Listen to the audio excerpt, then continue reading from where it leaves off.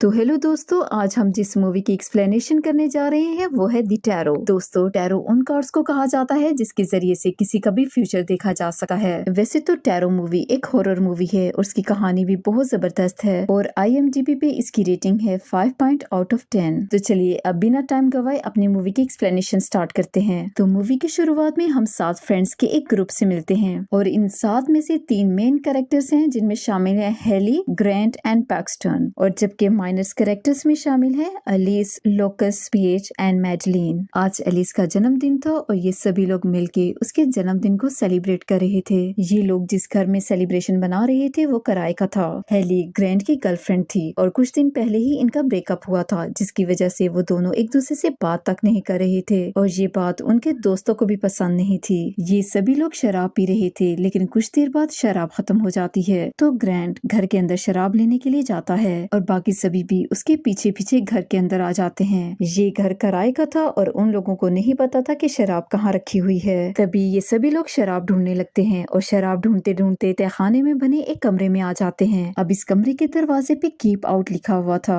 और चूंकि अंदर जाने से मना किया गया था तो ऑफ कोर्स उन्होंने अंदर तो जाना ही था। और अब ये सभी लोग मेंशन में बने हुए इस तहखाने के कमरे में पहुंच चुके थे।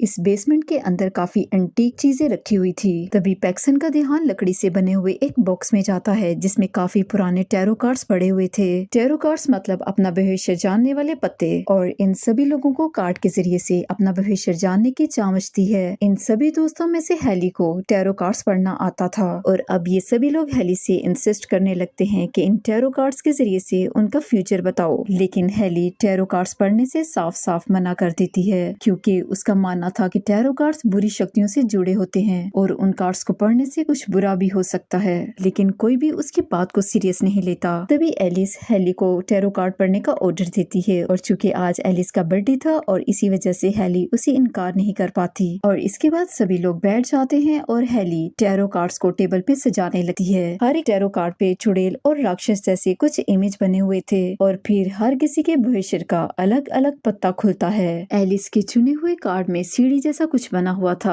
अब अगली बारी मैडलिन की आती है और मैडलिन के चुने हुए पत्ते में हैंगमैन बना हुआ था। हैंगमैन यानी वो शैतान जो सबको लटका देता है। और मैडलिन के बाद पेज आती है जिसका कार्ड था मैजिशियन और इसके बाद पैक्सटन की बारी थी जिसके कार्ड में आता है द फूल और फाइनली लुकस आता है जिसका कार्ड था हम मैन। और यहाँ पे एक बात बताती चलूं कि हेली ने इन कार्ड्स के अलावा उनका फ्यूचर भी कुछ कुछ बता दिया था और मूवी के अंदर जैसे जैसे ये कैरेक्टर मरते जाएंगे तो आपको इनके फ्यूचर के बारे में भी पता चलता जाएगा। खैर आगे हम देख पाते हैं कि ग्रैंट भी टैरो कार्ड रीडिंग करवाने के लिए आता है जो कि इन सब चीजों पे यकीन नहीं करता था। खैर हेली जब उसका कार्ड निकालती है तो वो कार्ड आता है द डेविल और हेली ग्रैंट को बताती है जल्द ही वो अपनी लाइफ में कुछ बहुत ही इम्पोर्टेंट खो देगा और यहाँ पे कुछ सेक्रीफाइसेस होंगे वगैरह वगैरह। और ये सब सुन के ग्रैंट भड़क जाता है। ग्रैंट का कहना था कि तुम हमारे पर्सनल पास्ट को लेके उल्टी सीधी रीडिंग कर रही हो मेरे बारे में, और अगर इतना ही रीडिंग करने का शौक है तो खुद का भी कार्ड रीड करो। और ये सुन के हेली को भी थोड़ा सा दुख होता है, लेकिन वो अपना भी कार्ड निकालती है जो कि था दी डेथ।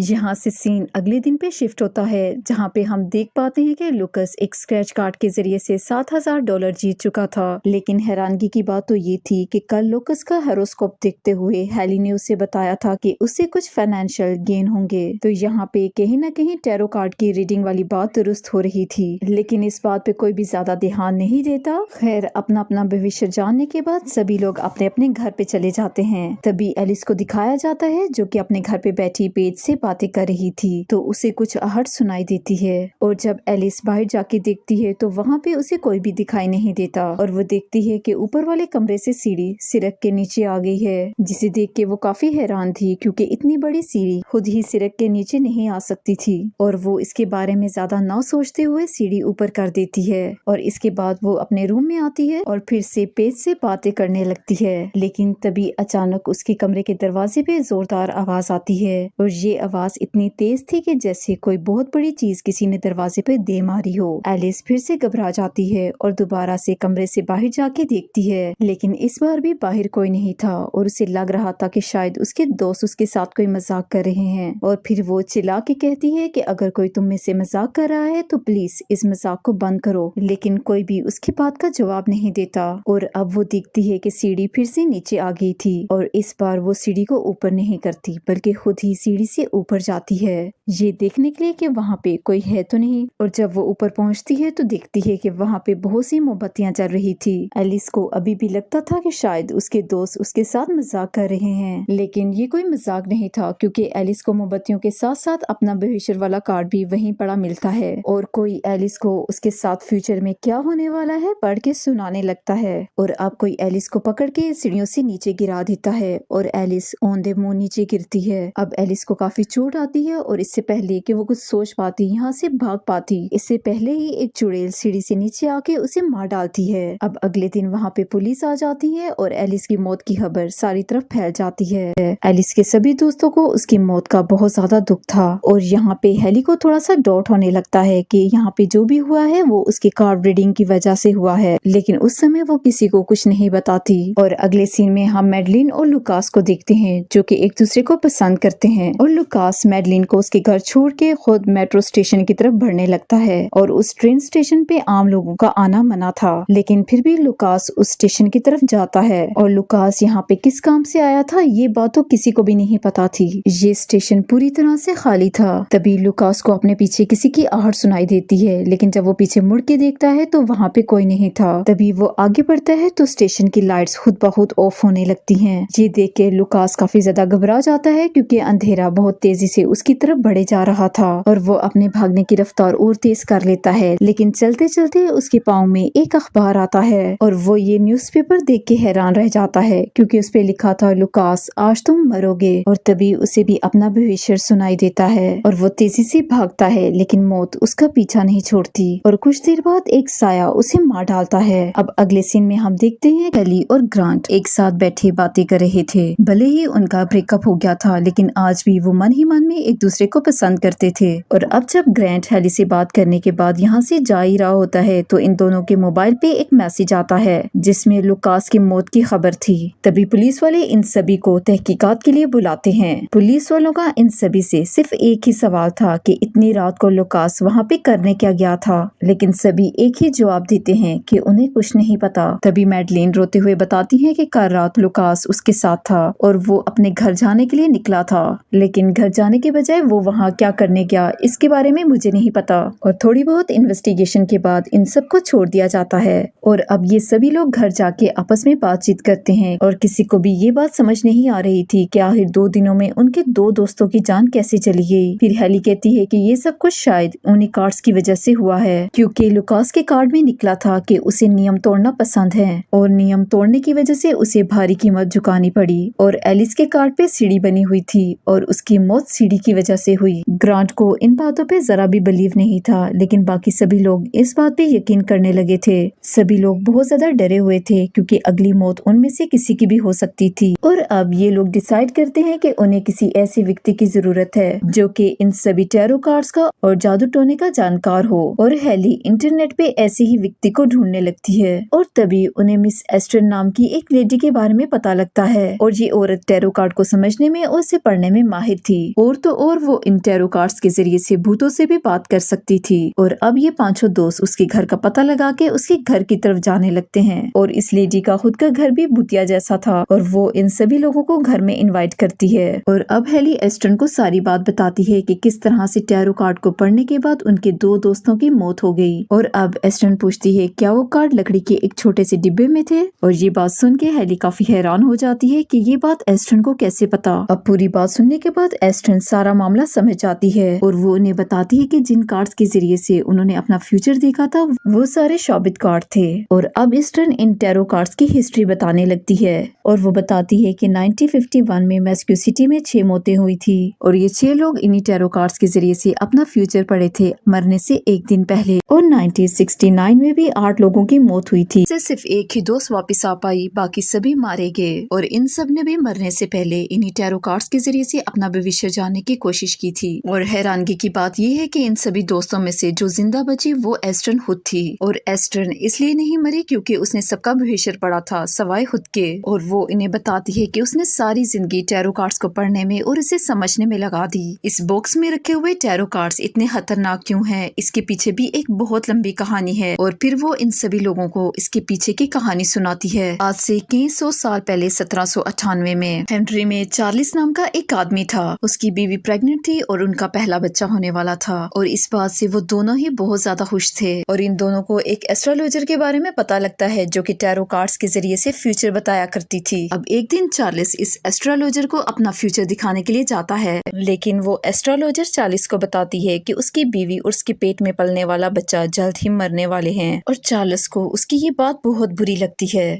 फिर वो एस्ट्रोलॉजर को उसका फ्यूचर बदलने को कहता है। एस्ट्रोलॉजर बहुत ज्यादा कोशिश करती है, लेकिन हर बार उसकी बीवी की किस्मत में डेथ कार्ड ही आता है, जिसका मतलब ये था कि उसकी मौत तय है। और उसकी बात से चार्ल्स बहुत ज्यादा गुस्से में आ जाता है और वो एस्ट्रोलॉजर और उसकी बेटी दोनों को ही गाँव से निकलवा देता है। लेकिन ऐसा करने के बावजूद भी उसका फ्यूचर नहीं बदलता और कुछ दिन बाद उसकी बीवी और बच्चे की मौत हो जाती है। और इसके बाद चार्ल्स गुस्से में आके उस एस्ट्रोलॉजर की बेटी को मार देता है और वो एस्ट्रोलॉजर बहुत ज्यादा रोती है, गिड़गिड़ाती है, लेकिन कोई भी उसकी पुकार को नहीं सुनता। और फिर वो काला जादू सीखने लगती है और एक दिन खुद की ही बलि चढ़ा देती है और अपनी आत्मा को उन टैरो कार्ड्स के साथ जोड़ देती है। तब से लेके आज तक जो भी इन टैरो कार्ड्स के जरिए से अपना फ्यूचर देखता है वो जिंदा नहीं रह पाता। अब उसकी ये बात सुन के हेली और उसके दोस्तों को भी यकीन होने लगता है कि उनकी मौत जल्द ही होने वाली है। फिर हेली ऑस्टिन से इन सब की जान बचाने का तरीका पूछती है, लेकिन उसे खुद को भी कोई पक्का तरीका नहीं पता था। फिर वो बताती है कि अगर इन कार्ड्स को जला दिया जाए तो शायद वो बच सकते हैं। और अब ये लोग ऑस्टिन के घर से निकल आते हैं, लेकिन उस रेंट वाले घर पे जाना और वहाँ से कार्ड्स लाना उन्हें कुछ ठीक नहीं लगता। और उस समय ग्रांट कार चला रहा था, लेकिन कार में कुछ गड़बड़ी आने लगती है और कार रुकने लगती है। और ये देख के सभी लोग बहुत ज्यादा घबरा जाते हैं। ग्रांट को खुद भी समझ नहीं आ रहा था कि ये कार खुद ब खुद आहिस्ता कैसे हो गई। और तभी वहाँ पे अजीब अजीब आवाजें आने लगती है और मैडलिन बहुत ज्यादा डर जाती है और कार से उतर के भागने लगती है। हेली मैडलिन को रोकने की कोशिश करती है, लेकिन वो नहीं रुकती और वो भागती ही चली जाती है। और फिर कुछ देर दूर जाने के बाद उसके गले में एक फंदा आके पड़ता है और एक डरावना सा राक्षस उसे लटका के मार डालता है। और हेली मैडलिन की इस तरह से मौत देख के बहुत ज्यादा डर जाती है और इस तरह से मैडलिन की मौत हो जाती है क्योंकि उसके कार्ड में हैंगमैन बना हुआ था। हेली उसकी इस तरह से मौत देख के बहुत ज्यादा डर जाती है। तभी ग्रैंट वहाँ आता है और वो हेली को यहाँ से भागने को कहता है और सभी लोग वहाँ से भाग के बहुत दूर आ जाते हैं। और अब उन दोस्तों में से सिर्फ 4 लोग ही जिंदा बचे थे। तभी हेली और ग्रांट वापिस से उस घर में चलने को कहते हैं ताकि उन कार्ड्स को खत्म किया जा सके, लेकिन पैक्सटन उनकी बात नहीं मानता। वो कहता है कि उन्हें पुलिस के पास जाना चाहिए, ना कि वहाँ पे जहाँ से इस सब की शुरुआत हुई थी। और फिर पैक्सटन इन सब से लड़के अपने घर चला जाता है और बाकी के तीनों दोस्त उन कार्ड्स को नष्ट करने के लिए उस घर की तरफ जाने लगते हैं। पैक्सटन अपने घर तो चला जाता है, लेकिन उसके साथ भी कुछ अजीब सी चीजें होने लगती हैं। तभी अचानक से वहाँ की सारी लाइट्स बंद हो जाती हैं और तभी पैक्सटन को याद आता है कि उसके कार्ड में फूल कार्ड निकला था और वो बहुत ज्यादा घबरा जाता है। ऊपर जाने के लिए वो लिफ्ट का सहारा लेता है, लेकिन वो देखता है कि एक साया तेजी से उसकी तरफ बढ़ रहा था और ये देख के उसकी सांसें बहुत तेज हो जाती हैं। और दूसरी तरफ वो तीनों दोस्त इंटरनेट पे उन कार्ड्स को नष्ट करने का तरीका ढूंढ रहे थे,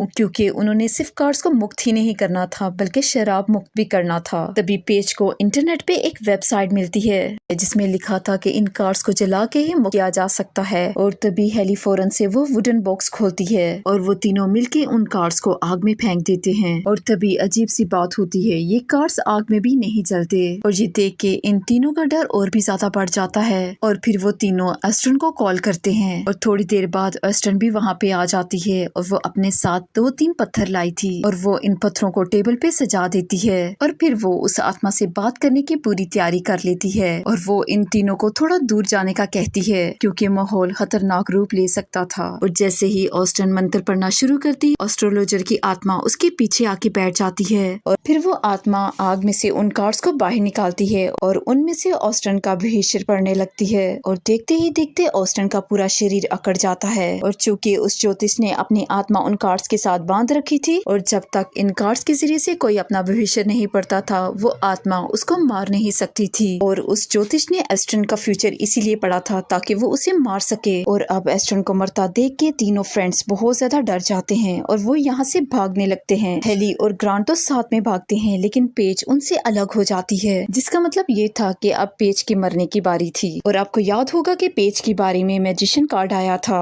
और अब ये मैजिशियन पेज को हॉन्ट करने लगता है और यहाँ पे मैजिशियन की ऑडियंस भी थी और भागते हुए पेज एक बॉक्स में कैद हो जाती है। और ये उसी तरह का बॉक्स था जिसमें मैजिशियन यूजुअली तलवार वगैरह डाल के अपना करतब दिखाते हैं और इस बॉक्स में एक इंसान होता है जिसे इस तलवार से कुछ भी नहीं होता। और यहाँ पे ये मैजिशियन भी ऐसा ही करता है और एट द एंड वो इस बॉक्स को बीच से काट देता है। लेकिन इस बार जब बॉक्स को काटा जाता है तो इसके साथ पेज भी कट के मारी जाती है। और अब जो बचे थे वो हेली और ग्रैंट थे, जिनके पीछे था devil and death. Devil Grand को खींच के अपने साथ ले जाता है, जिसको बचाने के लिए हेली एक आखिरी खेल खेलती है। पहले तो वो एस्ट्रोलॉजर की आत्मा से रहम की भीख मांगती है, ये कहते हुए कि मैं मानती हूँ कि पास्ट में तुम्हारे साथ बहुत बुरा हुआ है, लेकिन इसका मतलब ये नहीं कि तुम मासूम लोगों को जनरेशन दर जनरेशन मारो। लेकिन इन बातों से एस्ट्रोलॉजर की आत्मा को कोई फर्क नहीं पड़ता और वो बिल्कुल भी नहीं रुकती। इनफैक्ट वो हेली की गर्दन पकड़ के उसे हवा में लटका देती है। और यहाँ पे हेली थोड़ी सी समझदारी दिखाती है, वो इन्हीं टैरो कार्ड्स के जरिए से एस्ट्रोलॉजर का भविष्य पढ़ने लगती है, जो कि था डेथ। और अब ये सारे कार्ड्स खुद ब खुद जलने लगते हैं और इसके साथ भी एस्ट्रोलॉजर की आत्मा भी इनके बीच में जलने लगती है। और यहाँ पे ग्रैंट भी बच जाता है, जिसे डेविल तकरीबन मारने ही वाला था। और आखिर में हम देखते हैं कि हेली और ग्रैंट एक साथ होते हैं और अब वापस जाते हुए उनकी कार के सामने एक और कार आती है,